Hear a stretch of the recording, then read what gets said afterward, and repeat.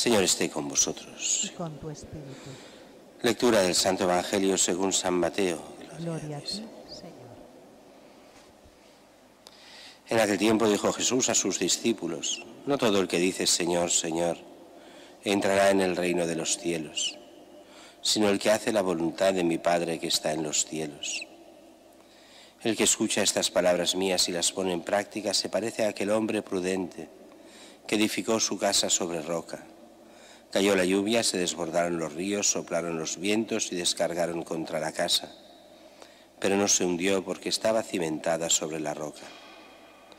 El que escucha estas palabras mías y no las pone en práctica se parece a aquel hombre necio que edificó su casa sobre arena.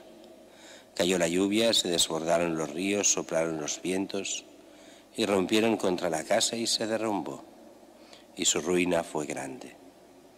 Palabra del Señor. Gloria a ti, Señor Jesús.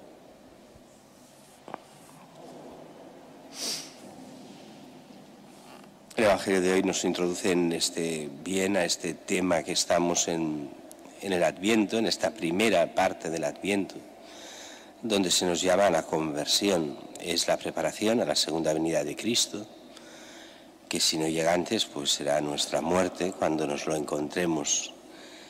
Y sigue en el fondo lo que se decía domingo pasado: estad atentos, preparados.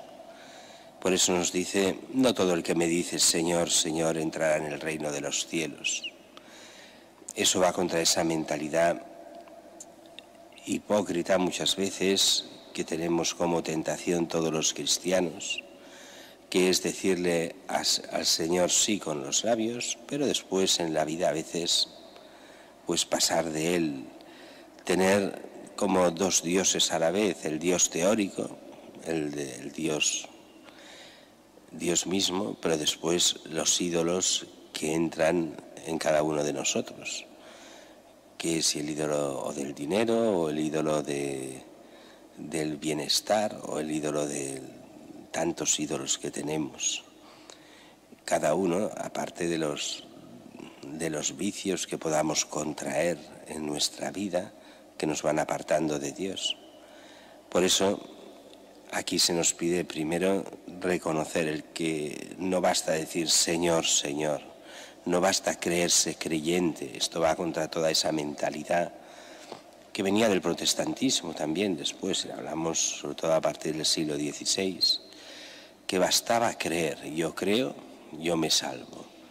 Pero el Señor nos advierte: cuidado con decir Señor, Señor, o sea, yo creo y ya está. No, la vida ha de ser reflejo de lo que crees. Por eso continúa: no todo el que me dice Señor, Señor entrará en el reino de los cielos, sino el que hace la voluntad de mi Padre que está en los cielos. ¿Y cómo se hace la voluntad del Padre? Nos lo explica justo después, porque este texto es la conclusión del Sermón de la Montaña, donde Jesús nos ha ido explicando en ese sermón lo que pide a todos los hombres, a todos los que quieran ser cristianos, a cómo cumplir los mandamientos, a ir al fondo de la doctrina cristiana. El que escucha estas palabras mías, el sermón de la montaña y la enseñanza de Cristo, y la pone en práctica, es el hombre prudente que edifica sobre roca. El que no las escucha, el que escucha pero no las pone en práctica, sería lo que diríamos esta hipocresía que a veces tenemos. Se parece a aquel hombre necio que edifica sobre arena. Caen la lluvia, se desbordan los ríos, o sea, pasa la vida, y esta vida te deja rompiendo la casa, derrumbada, y su ruina fue grande. Son los que no entran en el reino de los cielos, del cual se nos hablaba en la primera lectura y en el Salmo. Esa profecía de ese reino de los cielos donde entran aquellos que han sido fieles, aquellos que han buscado la verdad, que se han puesto de la parte realmente de Dios mismo. A nosotros nos sirve también todo esto para irnos preparando a aquello que nos pide la liturgia en esta primera parte: prepararnos siempre al sacramento de la penitencia, al sacramento en el cual se nos perdonan los pecados, para poder vivir siempre en gracia, preparados, listos, para encontrarnos un día con el Señor.